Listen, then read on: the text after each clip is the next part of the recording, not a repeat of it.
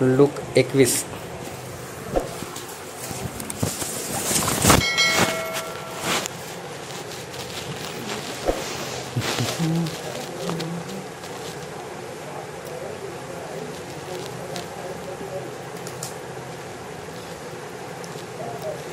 एक થી 4.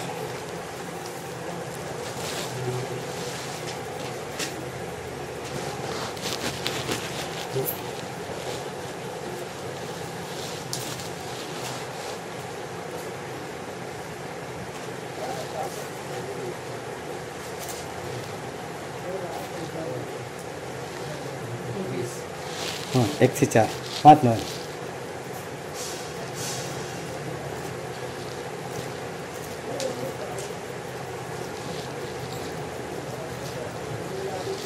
તેણે ઊંચું જોયું તો શ્રીમંતોને ધર્મ ભંડારમાં દાન નાખતા દીધા.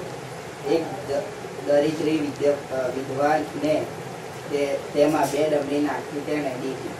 ત્યારે તેણે કહ્યું કે હું તમને સાચું કહું છું કે આ દરિદ્રી વિધવાએ એ સગડાઓ કરતાં વધારે નાખ્યું છે, કેમ કે એ સૌએ પોતાના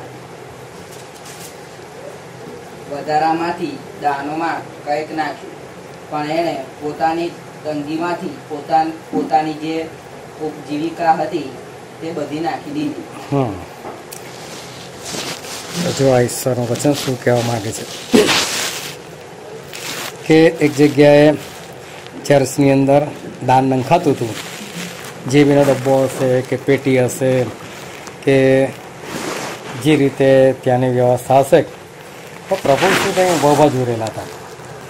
અને જ્યારે આ લોકો દાન નાખતા હતા ત્યારે પ્રભુ શું એ દાનની બહુ નજીક હોવા જોઈએ કે આ બધું એ બહુ સ્પષ્ટ જુએ છે. કઈ રીતે નાખતા હશે ઈશ્વર જાણે, પણ નાખતા હતા ખરા. અને એમાં આ સ્ત્રીએ 2 જ દમડી નાખી. એ પણ પ્રભુ ઈસુને બરાબર દેખાય છે કે એણે આટલી 2 દમડી જ નાખી. હવે જે આપણે કોલગેટ ટ્યુબ વાપરે છે એની આ એક સાક્ષી છે કે એ પોતે ક્રિશ્ચિયન, તો એમણે ઈશ્વરને પ્રાર્થના કરી કે ઈશ્વર તમે મને સારી નોકરી અપાવો, સારો પગાર અપાવો, તો કે મારા જે પગાર આવશે ને, મારી જે કમાણી થશે એમાંથી 10મો ભાગ હું તમને આપીશ.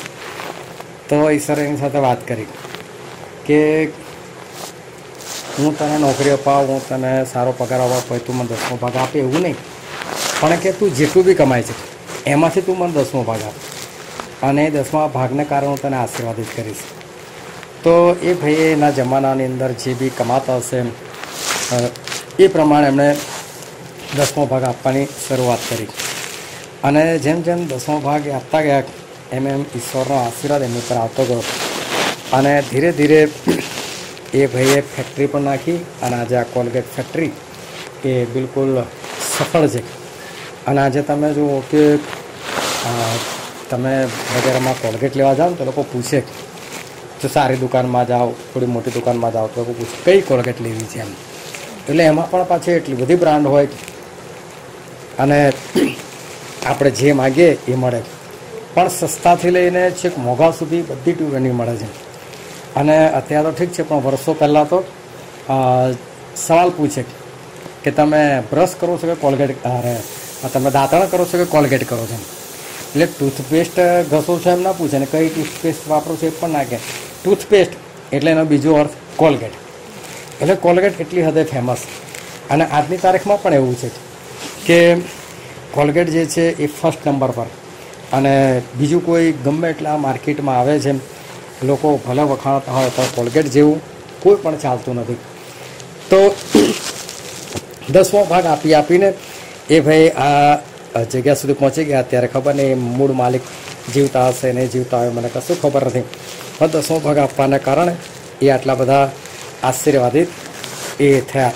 ઘણી બધી જગ્યાએ આ 10મા ભાગ વિશે શીખવાડવામાં પણ આવે, પણ 10મો ભાગ જે છે એ ખરેખર છે શું? તો બહુ પહેલાં એકવાર મેં એક નાનકડી વાર્તા કીધેલી, અને આ વાર્તામાં એવું હતું કે એક જણ ભીખ માગતો હતો. તો ત્યાંથી કાર લઈને જતો હતો, એણે કાર ઊભી રાખી, અને પછી એ ભાઈ સાથે ભિખારી સાથે વાત કરી કે ભાઈ તું ભીખ કેમ માગે છે? તને કશું આવડતું નથી કે છે? તો કે મને આવડે છે પણ મારી પાસે નોકરી છે જ નહીં ને મને કોઈ નોકરી રાખતું પણ નથી. તેને કીધું કે ભાઈ તને શું આવડે છે બોલ કે છે. તો એણે કંઈક આ ચોખાની કંઈક વાત કરી કે ચોખાની ખેતી કરતા આવડે છે કે ચોખાની કોઈક આઈટમ ખબર નહીં, પણ એણે કંઈક વાત કરી કે આ વસ્તુ મને આવડે છે. તો પેલો કંઈક કામ કરે કે છે, હું તને ફેક્ટરી ખોલી આપું કે છે. ચાલ કે છે કે આપણે ફેક્ટરી તને આવડે છે ને તું કામ કરજે કે છે. પેલો વિચાર કરે કે હું તો અજાણ્યો માણસ છું, ભીખ માગું છું કે છે, મારું પોતાનું કોઈ સરનામું નથી, તમે મારા માટે આટલો બધો ખર્ચો કરશો? તો કે હા કે છે તને આવડે છે તો કે મારી ઈચ્છા એવી છે કે તું આ કામ કર, તું સફળ થા ને આગળ વધ. તો પેલો કે બદલામાં મારે તમને શું આપવાનું? તો કે તારે મને કશું નહીં કે તું જે કમાણી કરે ને એનો 10મો ભાગ મારો, હું 10%નો પાર્ટનર, બાકી 90% તારી કમાણી. તો બધો ખુશ થઈ ગયો કે તો રોકાણાનું, જગ્યાની, મશીનો આના બધું જ આનું, અને પછી બી મારે તો ખાલી એને 10% જ આપવાના છે. તો ખુશ થઈ ગયો. એણે તનતોડ મહેનત કરી અને મહેનત કરીને પહેલા વર્ષે જ એને તો ખાસી બધી કમાણી થઈ. એટલે વર્ષ પૂરું થયું એટલે પેલા ભાઈએ ફોન કર્યો કે ભાઈ હવે શું છે 10મો ભાગ લેવા આવું. તો આની ચમકી અને આની અંદર શેતાન કામ કરવા લાગ્યું કે મહેનત તો બધી મેં કરી છે. એણે શું કર્યું, ખાલી પૈસા કાઢ્યા એટલા જ ને, બાકી મહેનત તો મેં કરેલી છે અને મારી મહેનત અને 10મો ભાગ આખો લઈ જાય હોય, આ 10% લઈ જાય. એણે કીધું કે સાહેબ આ વખતે કંઈ એટલું બધું કંઈ ખાસ થયું નહીં, આપણે આવતા વર્ષે રાખો ને કે હા ભાઈ ચાલ ને આવતા વર્ષે આપજે કે છે. તો પછી બીજું વર્ષ, બીજા વર્ષે બી પહેલાં તો લાલચ આવી, એટલે પછી એણે બીજા વર્ષે બી બહાનું બતાવ્યું.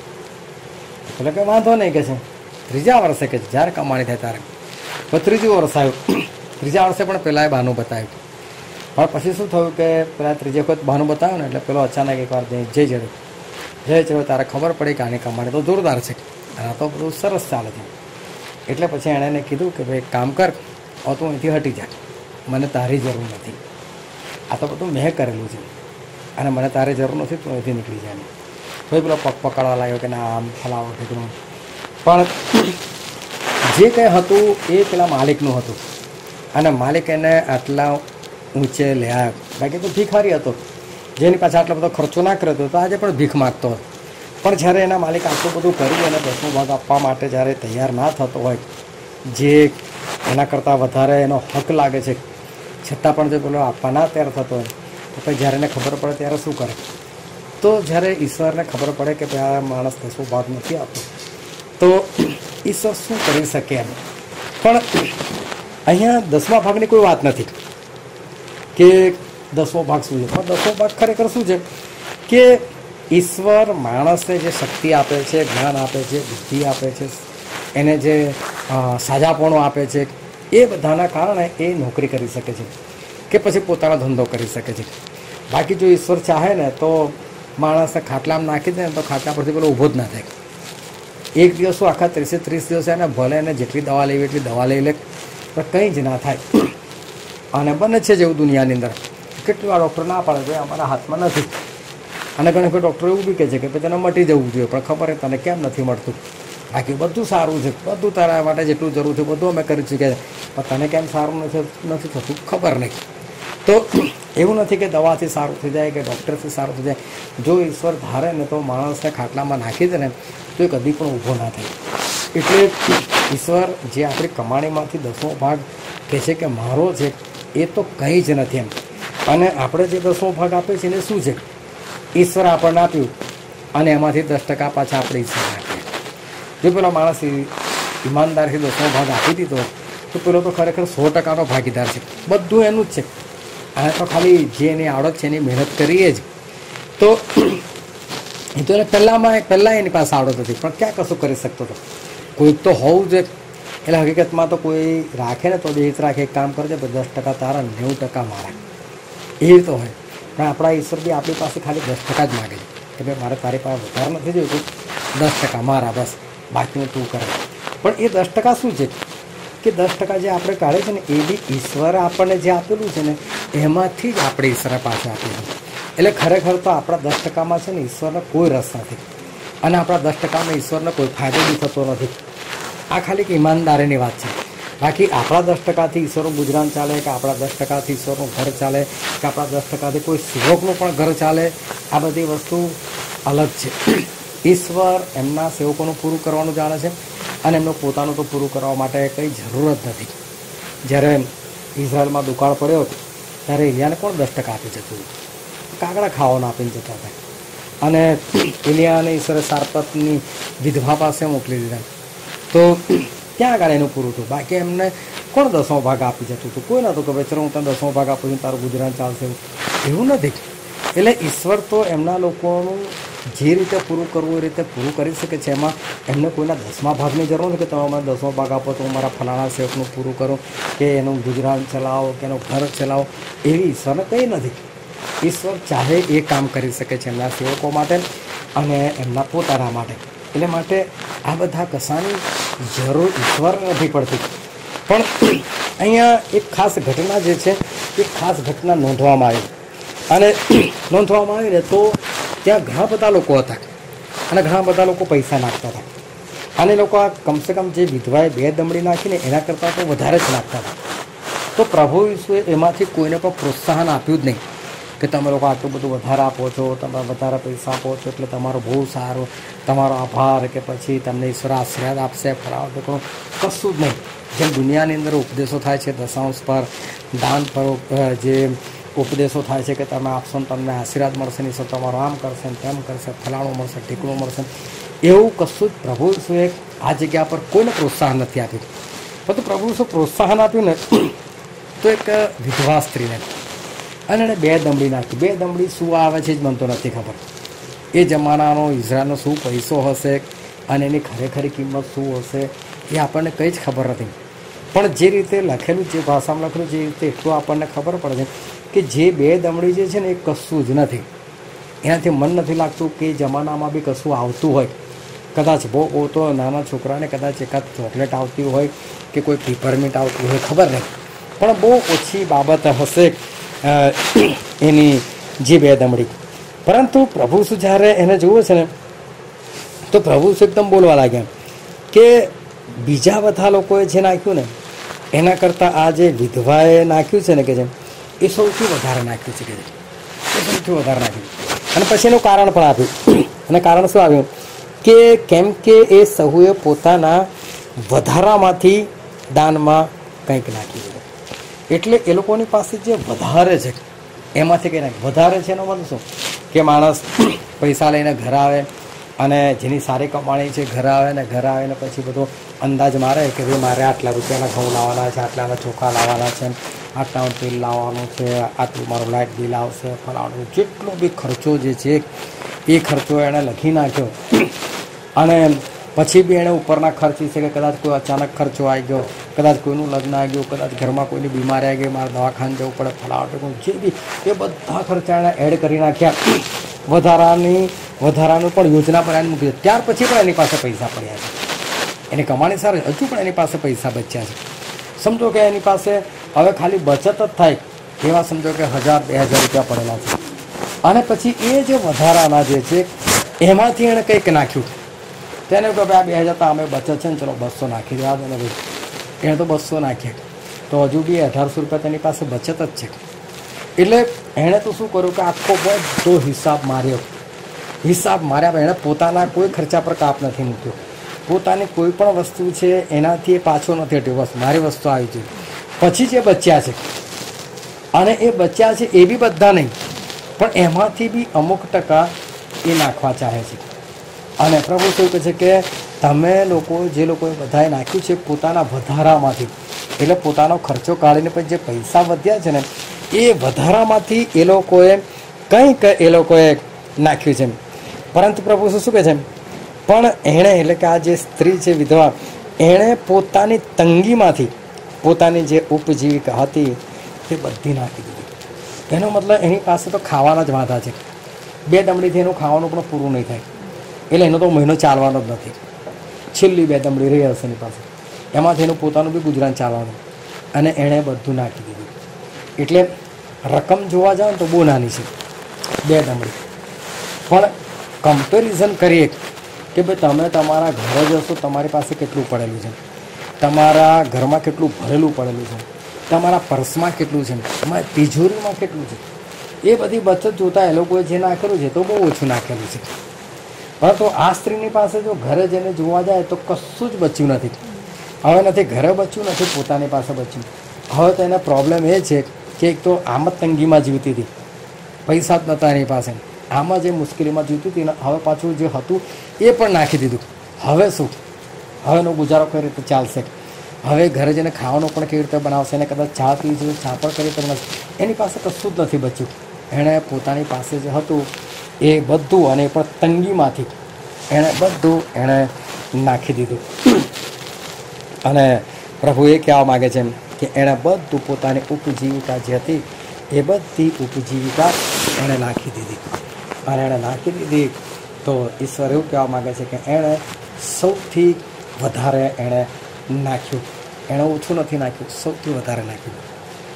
આજે આપણે પૈસાની વાત નથી કરતા અને પૈસાની વાત કરવી પણ નથી, ના કોઈ દાનની, ના કોઈ દશાંશની વાત કરી છે. પણ આની અંદર એક આત્મિક અને મોટો અર્થ જે છે ને એ છુપાયેલો પડ્યો છે. અને આત્મિક બાબત શું છે આની અંદર? ઈશ્વર ખરેખર આ વચનથી આપણને શું કહેવા માગે છે એ ખરેખર બહુ જ અદ્ભુત અને બહુ જ મોટી વાત છે. અને વાત એ છે કે ઈશ્વર આપણને આપે છે. હવે આપણે કોઈ દૈહિક વાનાની વાત નથી કરતા, આપણે કોઈ નોકરી ધંધા પૈસાની વાત નથી કરતા, આપણે કમાણીની વાત નથી કરતા, પરંતુ ઈશ્વર આપણને જે આત્મિક વાના પૂરા પાડે છે. આત્મિક વાના તમે જુઓ, બહાર નીકળીને કોઈકના ઘરે જાઓ અને કોઈકના ઘરે જઈને એ લોકોની પ્રાર્થના તમે સાંભળો, અને જ્યારે આપણે લોકોની પ્રાર્થના સાંભળે ત્યારે આપણને એવું લાગે આ ખ્રિસ્તી લોકો છે, આટલા વર્ષે આ લોકો ખ્રિસ્તમાં છે અને આ લોકો ખ્રિસ્તી તરીકે ઓળખાય, ચર્ચમાં એ લોકોનું સારું નામ છે, સારા કપડાં પહેરીને ફરે, સારી નોકરી છે. આ લોકોને પ્રાર્થના કરતા નથી આવડતી. એ લોકોની પ્રાર્થના જોઈને આપણને વિચિત્ર લાગે. ઘણા બધા લોકો તમે જુઓ કે જ્યારે પ્રાર્થના સોંપે ને તો રીતસર ગભરાઈ જાય, હા પ્રાર્થના કરવા ના, આટલા બધા વચ્ચે મારાથી પ્રાર્થના નહીં થાય. અને પ્રાર્થના કરે તો કઈ કઈ ગોથા ખાતો હોય, એની પાસે પ્રાર્થના નથી. એની પાસે હવે જ્યારે પ્રાર્થના ના હોય તો વચન આપવાનું આપણે કહીએ તો એ તો શક્ય જ નથી કે ભાઈ વચન આપી શકે એમ. તો કેટલા લોકોની પાસે આપણે જઈએ તો નથી એ લોકોને પ્રાર્થના કરતા આવડતું. કેટલા લોકોની પાસે આપણે જઈએ કે જે લોકો વચન આપી જાણે છે, કે જે લોકો એના માટે તેડેલા છે, કાં તો પછી જે લોકોએ સેવા પસંદ કરેલી છે, પરંતુ એ લોકો પણ જ્યારે વચન આપે ત્યારે આપણને એવું લાગે આમાં વચન જેવું છે શું? આમાં તો વચન છે જ નહીં. આમાં તો વચન જેવું આપણને કશું દેખાતું નથી કે ભાઈ શું વચન છે આમાં. કઈથી સ્ટાર્ટ કર્યું ને કઈ જગ્યાએ પૂરું કર્યું ને કયું વાંચન લીધું અને શા માટે બોલ્યા, કેમ બોલ્યા, એ કશું જ આપણને ખબર ના પડે. એની પાસે વચન બરાબર નથી, એની પાસે પ્રાર્થના નથી, એની પાસે પવિત્ર આત્માના કૃપાદાનો જોવા જાય તો તેના કૃપાદાનો એની પાસે દેખાય નહીં. તો ઈશ્વર આપણને આ બધું પૂરું પાડે છે. અને પહેલો કોરિન્થી 12મો અધ્યાય 8 થી 11 કલમો જો આપણે વાંચીએ તો ત્યાં લખવામાં આવેલું છે કે આત્માથી કોઈને જ્ઞાનની વાત આપવામાં આવેલી છે, એ જ આત્માથી કોઈને વિદ્યાની વાત આપવામાં આવેલી છે, કોઈને વિશ્વાસ આપવામાં આવેલો છે, કોઈને ભિન્ન ભિન્ન પ્રકારની ભાષા, કોઈને ભાષાઓનો અનુવાદ, કોઈને ચમત્કાર કરવાના દાન, કોઈને સાજા કરવાના કૃપાદાન. આ બધું ઈશ્વર કહે છે કે મેં આપ્યું છે તમને, કહે છે. અને ઈશ્વર જેને ચાહે એને એ વહેંચી આપે છે. આ બધું મફતની અંદર છે. તો કેટલા બધા આજે જુઓ તમે ખ્રિસ્તીઓ, તો એ લોકોની પાસે આમાંનું કશું જ નથી. સાથે સાથે ઘણા બધા લોકો એવા છે કે જે લોકોની પાસે આમાંનું ઘણું બધું છે, ઘણું બધું છે. કોઈની પાસે એક કરતાં વધારે કૃપાદાનો છે. જેમ પેલા એકની પાસે 5 સિક્કા હતા, કોઈની પાસે 2 સિક્કા હોય. કેટલા લોકો એવા છે કે જે લોકોની પાસે એક કરતાં વધારે કૃપાદાન છે. કેટલા લોકો પાસે અદ્ભુત બાબતો ઈશ્વરની જે છે એ ઈશ્વરની અદ્ભુત બાબતો મૂકી રાખવામાં આવી. કેટલા લોકો વાજિંત્રો વગાડવાની અંદર હોશિયાર છે, કેટલા લોકો ગાવાની અંદર હોશિયાર છે, કેટલા લોકો લીડિંગ કરવાની અંદર હોશિયાર છે. ઘણું બધું એ લોકોની પાસે ઈશ્વરે આપેલું છે, જેને ટેલેન્ટ કહેવાય. અને ટેલેન્ટ એને જેને ગુજરાતી ભાષામાં બાઇબલમાં શબ્દ આપેલો છે તાલંત. પણ એ તાલંત જે છે એ ઇંગ્લિશ ભાષા ટેલેન્ટ છે એની પરથી ઉતરેલો શબ્દ છે તાલંત. પણ એ તાલંતનો અર્થ એવો થાય છે કે મૂળ જળમૂળથી તમને મળેલી એક બાબત. એ તમે જોજો કે ઘણા લોકો હોય ને તો એ લોકોને કોઈ વાજિંત્ર વગાડવાનું કૃપાદાન હોય, એમાં કોઈ શીખવા નહીં જવાનું. પરંતુ એ લોકો એમનેમ જ એ વગાડવા બેસે ને ધીરે ધીરે લોકો તો શીખી જાય. પણ આપણને કે આટલું જલ્દી શીખી ગયા એમ, અને બી કોઈ શીખવાડના નથી ત્યારે શીખી જાય. બાકી કેટલાય લોકો વર્ષો સુધી ગોથા ખાયા જ કરે. હવે ગિટારના 6 તારમાંથી બહાર જ ના આવે. કહો તાર પહેલાં વગાડો, કહો તાર છેલ્લા વગાડો, કોને સા રે ગમ, એને મગજની અંદર બેસે જ નહીં. કેટલી મહેનત કરે ને તો એમાંથી બહાર જ ના નીકળે. એક બે હમણાં તો બહાર જતા રહે, પૈસો પુષ્કળ એમની પાસે. અને ત્યારે હું જે છે હું બહુ હિજરાયા કરું કે મારી પાસે કશું નથી, મારી પાસે કોઈ સાધન નથી, મારી પાસે વાજિંત્રો નથી. અને ત્યારે એની પાસે એટલા બધા પૈસા કે પોતાની સંગત માટે ચાહે એટલા સાધનો લઈ આવે. અને એ એકવાર કીબોર્ડ લઈને આવ્યા. કીબોર્ડ લઈને આવ્યા, એ બી સારામાંનું મોંઘામાંનું. અને બાય ચાન્સ મારે એમની પાસે એકવાર જવાનું થયું તો મને ખબર પડી કે આ સરસ કીબોર્ડ લાવ્યા. તો સાથે મને એ પણ ખબર પડી કે એ કોઈને વગાડવા જ નહીં આપતો. વગાડો તો હું જ વગાડું, અને એમને વગાડતા નહોતું આવડતું. અને એટલે સુધી કે ઘણા વર્ષો થઈ ગયા, એ કીબોર્ડ બી વેચી નાખ્યું. એના પછી બીજું બી કીબોર્ડ આવ્યું, પણ ત્યાં સુધી ભાઈને વગાડતા જ નહોતું આવડ્યું. પણ એમણે બીજા કોઈને હાથ બી ના લગાવવા દીધો. એટલે એમ કે ના મેં આટલા બધા પૈસા ખર્ચ્યા છે એટલે હું જ વગાડું, બીજું કોઈ બગાડી નાખે તો આપ્યું જ નહીં. અને ના પોતે શીખી શક્યા. એનો મતલબ એટલી બધી મહેનત કર્યા પછી બી એમને આવડ્યું જ નહીં. એટલે ટેલેન્ટ નહીં એમની પાસે. શીખીને મરી ગયા, પણ તોય શીખવાડનાર એમને ઘરે જઈને શીખવાડતા હતા. તો પણ એ ભાઈ શીખી જ ના શક્યા. તો ઘણા પાસે ઈશ્વરનું ટેલેન્ટ હોય કે ઈશ્વર એને આપી દે. તો ઈશ્વર આપણને આ વચનથી જે કહેવા માગે છે કે ઘણા લોકો પાસે છે ને ઘણું બધું ભરેલું હોય છે, પરંતુ એમાંથી લોકો ઈશ્વરને કેટલું આપે છે? બહુ થોડું આપે છે. બહુ થોડું, એમાંથી બહુ થોડું આપે છે. પણ એક વિધવા સ્ત્રી હતી, એણે તેની પાસે જેટલું હતું ને એ બધું જ આપી દીધું. એની પાસે જે હતું એ બધું જ આપી દીધું. ઈશ્વર આપણને જેટલી બી બાબતોમાં ટેલેન્ટ આપે છે, તો આપણે ઈશ્વરે જો આપણને આપ્યું છે તો આપણે એને ઈશ્વર માટે કેમ ના ખર્ચીએ? આપણે એને ઈશ્વર માટે કેમ ના આપી દઈએ? જો ઈશ્વર આપણને બાઇબલનું વચન આપેલું હોય, એનું જ્ઞાન આપેલું, તો આપણે બીજાને કેમ ના આપીએ? આપણે એને આપી જ દેવું જોઈએ. જેટલું આપણને આવડે છે એટલું આપી જ દેવું જોઈએ. એક બહેને મારી પર ફોન કરીને કીધું, જ્યારે હમણાં પ્રકટીકરણના જે ખુલાસાઓ એમણે જ્યારે યુટ્યુબ પર જોયા, સાંભળ્યા તો બહુ ખુશ થઈ ગયા. અને મને કીધું શનિભાઈ આ તો બહુ અદ્ભુત ખુલાસા છે ને મેં બહુ વખત બાઇબલ વાંચ્યું પણ મને આમાંનું કશું જ ખબર ના પડી. પણ કે મને બીજી એક વાતનું આશ્ચર્ય થાય છે. શું? તો કે આવી રીતે કોઈ છે ને જગ જાહેર આપી ના દે કે છે તમે તો ફ્રીમાં બસ લો મૂકી દીધું લો, જેને સાંભળીને કોઈને આગળ કહેવું હોય તો કોઈ તમારા તરફથી કોઈ અપેક્ષા નહીં, કશું નહીં, તમે આને મૂકી કેમ ન દીધું? મેં આ તો ઈશ્વરનું વચન છે. ઈશ્વરે આપણને બીજાને કહેવા માટે જ આપેલું છે. એકવાર એક જણા મને સવાલ કર્યો, મને કે તમને ઘણું બધું યાદ રહી જાય છે ને મને યાદ નથી રહેતું. અને ઘણી વખત અમે લોકો મિટિંગમાં ભેગા થઈ જાય, મારે સંદેશો આપવાનો હોય, મારે કોઈ તૈયારી ના હોય, અને મને પૂછે સંદીપભાઈ આજે કયો સબ્જેક્ટ છે, શાની પર તમે સંદેશો આપવાનો? આરાધનામાં પૂછે ને હું કહું મને નથી ખબર હું શાની પર સંદેશો આપવાનો. આ બધા ભેગા થઈ ગયા તમે શાની પર સંદેશો આપો? તમને નથી ખબર? લોકો ના નથી ખબર મને. અને પછી હું ઊભો થઈને પછી ઈશ્વર મને સંદેશો આપે ને એ સંદેશા પ્રમાણે હું જ્યારે સંદેશો આપું અને લગભગ પોણો કલાક એ સંદેશો ચાલે. અને ત્યાં તો એ ભાઈ બહુ ખુશ છે, સંદીપભાઈ બહુ સરસ સંદેશો, તો ખરેખર તમારી પાસે નહોતું બેન? એને સવાલ થાય ખરેખર. પછી એકવાર મને સવાલ કર્યો કે મને કેમ આવું નથી મળતું? મેં કીધું તને જેટલું મળ્યું છે એટલું તે કોણ આપ્યું છે? મને કે મેં કોઈને નહીં આપ્યું. મેં તારી પાસે છે તું કોઈ નહીં આપતો, તમે પોતાની ઈશ્વર નવું આપીશું, તારું જ્ઞાન વધારે. ઈશ્વર જ્ઞાન વધારવા માટે થોડું છે, તારે આપવાનું છે. મેં કીધું આગળ તું ખાલી આપતા શીખ. અને પછી જો કેવું થાય છે, અને પછી શું કરે? તક શોધે કે કઈ જગ્યાએ મને તક મળે છે અને હું ઈશ્વરનું વચન બોલું, કઈ જગ્યાએ તક મળે છે અને ઈશ્વરનું વચન બોલું. પછી મને કહ્યું, મને કે ચાલી હવે તો વાંચું છું ને તરત સબ્જેક્ટ મળી જાય છે, હવે તરત મને શીખવા મળે છે. ઘણા બધા શીખવાડો તો તમને ઈશ્વર હજુ વધારે ને વધારે આપશે. તો ઈશ્વર આપણને છે ને એમના જ્ઞાનથી ભરે છે, એમના તાલંતોથી ભરે છે, ઈશ્વર વાજિંત્રો વગાડવાથી ભરે છે, ઈશ્વર પ્રાર્થનાઓથી આપણને ભરે છે, ઘણી બધી અલગ અલગ એમની વાતો છે, એમના કૃપાદાનો છે, એ બધાથી ભરે છે. આપણી પાસે કેટલા કૃપાદાનો છે અને એ કૃપાદાનોથી આપણે કેટલા કૃપાદાનનો ઉપયોગ કરે છે. હમણાં કેટલા વખતથી આપણે હોલ નાઇટમાં ભેગા નથી થઈ શકતા. ઈશ્વરની કૃપાથી હું બધું અપડેટ કરીને મૂકું છું અને નીચે લખું છું કે ભાઈ તમે ઈમાનદારીથી આના માટે પ્રાર્થના કરતા રહેજો. મેં એક બે જણને પૂછ્યું, તમે મને વિનંતીઓ મોકલીશ? મને એમ પૂછ્યું કે તમને બીજા બધા તમને મળી જાય છે, તમને મેસેજ મળી જાય છે.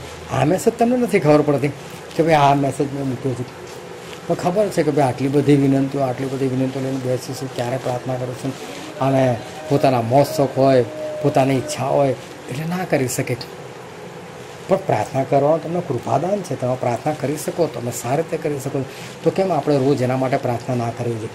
કેટલા બધા લોકો જે છે એ શાના માટે આપણને વિનંતી આપે છે? આપણે સારા છે એટલા માટે નહીં, એ લોકો વિશ્વાસથી આપે છે. એક બેને મને ફોન કર્યો અને ફોન કરીને મને બોલ્યા, મને કે મારે અર્જન્ટ પ્રેયર રિક્વેસ્ટ છે અને તમે તો જોતા જ નથી મેસેજ. અને પછી મેં તો સારું, મેં કહ્યું તમે બોલી નાખો, તમારા માટે પ્રાર્થના કરાતી હતી. તો એમની છોકરાની છોકરી એક બીમાર હતી અને પછી મેં એના માટે પ્રાર્થના પણ કરાવી દીધી. પછી બી મેં મેસેજ જોયો ને મેં રાત્રે મેસેજ જોયો. ફરી એકવાર એવું થયું કે ફરી બી એમણે મને કીધું, તારે તો એમણે મને રિસેપ્ટ કહ્યો, મને કે તમે તો કહે છે કે અર્જન્ટ મેસેજ તમે જોતા જ નથી, તો અમે શું કરીએ કે છે. મેં કીધું જો બેન, હું બી મેં કીધું આખો દિવસ બિઝી હોઉં, હું બી કંઈ કંઈ ફરતો હોય, સરા વચન લોકોને આગળ બોલતો હોય, મને લોકો બોલાવતા હું ત્યાં જતો હોય, એટલે મેં કહું મારી મેસેજ પર છે નજર ના જાય, ફ્રી થઈને પછી જ હું. પણ જ્યારે બી તમારી અર્જન્ટ પ્રેયર રિક્વેસ્ટ હોય ને તો મેં તમારા મને ફોન જ કરી દેવો, કે જેથી કરીને હું તરત પ્રાર્થના કરાવી શકું. બાકી તમે એવું વિચારશો કે મેસેજ મૂકું તો મેસેજ તો મૂકું, મારી ફુરસત જ જોઈશ. મેં કીધું એટલે મેં કહું મને નહીં સમજ પડે, હું રાત્રે શાંતિથી બેસીશ તારે જોઈશ. એટલે મેં કીધું તમે મારે અર્જન્ટ હોય તો તમારે મને કહી દઉં. ફરી એકવાર એમનો ફોન આવ્યો, મને કે પ્રાર્થના કરાવો ને કે છે અર્જન્ટ છે. હા, અને કે મેં મેસેજ પણ તમને મોકલેલો છે અને મેં તમને ફોન પણ કરી દીધો. એક ખ્યાલ આવી ગયો અમને. પણ શાના માટે એ ફોન કરે છે કે શાના માટે મેસેજ મોકલે છે? કે એમને કંઈ ને કંઈ અસર થઈ હશે, ઈશ્વર કંઈ ને કંઈ પ્રાર્થના સાંભળી હશે અને એના કારણે એમને થયું હશે કે ભાઈ અહીંયા જ ગાડી પ્રાર્થના કરાવો. હમણાં એક ભાઈ મને મેસેજ મોકલ્યો કે તમે ફ્રી થઈને મારી પર વિડીયો કોલ કરો કે છે અને તમે મારા માટે, મારી વાઈફ માટે તમે પ્રાર્થના કરો. બહુ દૂર બેઠેલા છે પણ એમની બરાબર ઘરને એક જ દિવાલ અડીને પાસ્ટર છે, અને તો પણ ત્યાંથી મને મેસેજ મોકલે. એનો મતલબ શું કે એમને કંઈક લાગ્યું હશે, અને એ વસ્તુ તો ઈશ્વર તરફથી, ઈશ્વરનો આપણું ટેલેન્ટ છે ને આપણે જો નહીં વાપરે તો શું થશે? એટલે ઘણા બધા લોકોને ઈશ્વર ઘણું બધું નાખતા જોયા, પણ એ લોકો તો પોતાનો જે વધારો હતો ને એ વધારામાંથી કંઈક નાખતા હતા. એટલે ઈશ્વર એ જ ચાહે છે કે હું તમને આટલું બધું આપું છું ને તમે બધું જ વાપરો.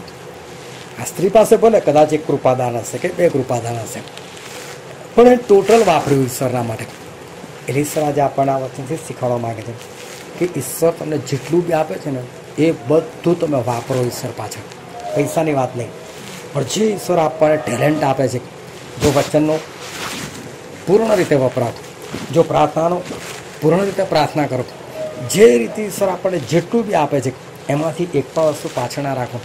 મારાથી થાય કે ના થાય, ઈશ્વર આપ્યું શાના માટે? આપવા માટે જ આપ્યું છે. અને આ એક જ ઈશ્વરનો નિયમ એવો છે કે જે ઉલટો નિયમ છે દુનિયાથી. કે દુનિયામાં શું તમે બચાવો. મારી પાસે એક જણે મેસેજ મોકલ્યો કે તમારે એક જ મહિનામાં એક જ વખતમાં આટલા ભરવાના, પછી આટલા વર્ષ પછી તમને આટલા લાખ મળશે ને ફલાવટ. આટલા વર્ષ જોયા કોણે? આટલા વર્ષ પછી કોણ જોવા જવાનું કે ભાઈ આપણે જીવતા બી છે કે નહીં? પણ એ કહ્યું કે તમે એકવાર આટલા ભરો અને પછી આટલા વર્ષ પછી તમને આટલું મળશે, આ બચત છે ને ફલાવટ. કેટલી જગ્યાએ બોર્ડો મારેલા હોય છે, તમે અમારી પાસે આવો, તમારા પૈસાનું રોકાણ કઈ રીતે કરવું એ અમે તમને શીખવાડીશું ને તમને આ કેટલા વખત પછી કેટલા પૈસા મળશે એ હું તમને શીખવાડીશ. એટલે એવું શીખવાડવા માગે છે કે તમે રોકો તમારી પાસે, પણ ઈશ્વર પણ શું કે તમે આપો, ખર્ચો તમે તો વધશે. આ લોકો શું કે તમે પકડી રાખો, રોકી રાખો તો તમારો આટલા વર્ષમાં આટલું વધશે. પણ ઈશ્વરનો નિયમ દુનિયાના નિયમ કરતા હોય, જેટલું તમે આપશો ને એટલું તમને આપવામાં આવશે. કેમ કે આજે તમારી પાસે એક વચન છે, એક જ વચનનો ખુલાસો છે, એ સિવાય કોઈ ખુલાસો નથી. પણ તમે કોઈને આપી બેઠા, એકને આપ્યા, બેને આપ્યા, 10 જણને આપી દીધું, પછી ઈશ્વરને બી ખબર કે હવે ફરી વખત આપવા જો શું આપશે? એટલે શકે આ બીજું પકડ, તારું એક તો ખલાસ થઈ ગયું, બીજું બી આપ્યું તો ત્રીજું પકડ. અને એવું નથી કે પેલા બે પછી આપણા મગજમાંથી જતા રહેશે, નહીં જતા રહે, એ આપણી મગજની અંદર જ રહેશે. તમે એક વખત વચન શીખવાડતા હોય, 2 વખત વચન શીખવાડ, તમારું પોતાનું બી રિપીટ થયા કરે, તમારું પાક્કું થતું જાય અને બીજું નવું આવતું જાય. એટલે ઈશ્વર આપણને કહેવા માગે છે કે તમારી જે ઉપજીવિકા ઈશ્વર તમને જેટલું બી આપેલું છે ને એટલું બધું તમે ખર્ચો, અને જેટલું ખર્ચો એટલું ઈશ્વર તમને વધારે ને વધારે તમને પૂરું પાડતા રહેશે. આ જ ઈશ્વરનો નિયમ છે, આપો ને તમને અપાશે. પ્રાર્થના કરીએ.